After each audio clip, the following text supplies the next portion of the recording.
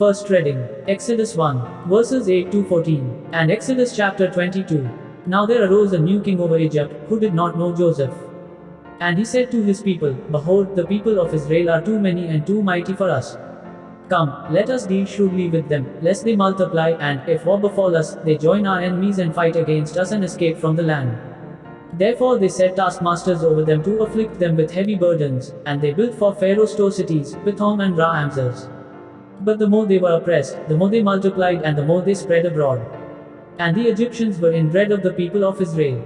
So they made the people of Israel serve with rigor, and made their lives bitter with hard service, in mortar and brick, and in all kinds of work in the field. In all their work they made them serve with rigor. Then Pharaoh commanded all his people, Every son that is born to the Hebrews you shall cast into the Nile, but you shall let every daughter lie.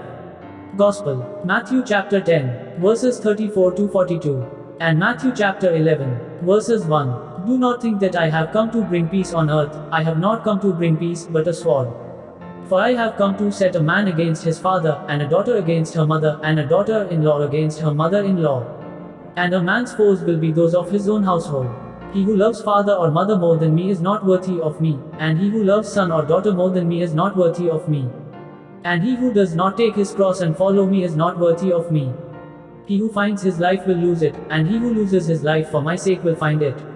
He who receives you receives me, and he who receives me receives him who sent me. He who receives a prophet because he is a prophet shall receive a prophet's reward, and he who receives a righteous man because he is a righteous man shall receive a righteous man's reward.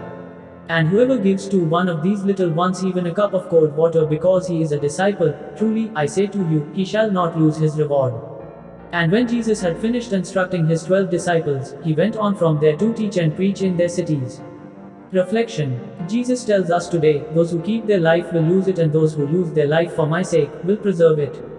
What is life that people strive to preserve? Life consists of 3 levels of things: my body, the people around me, and the facilities and luxuries that help me live a comfortable life. My breath is gift from God, my body is given by God, and when I do not use these gifts for the glory of God, then I am on the way to destruction. My life consists also of my family, people, and near and dear ones. When I love them more than God, then I am not worthy of Jesus.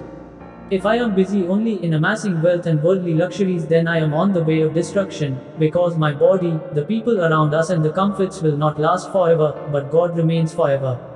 The life which is used for God will last forever. Amen.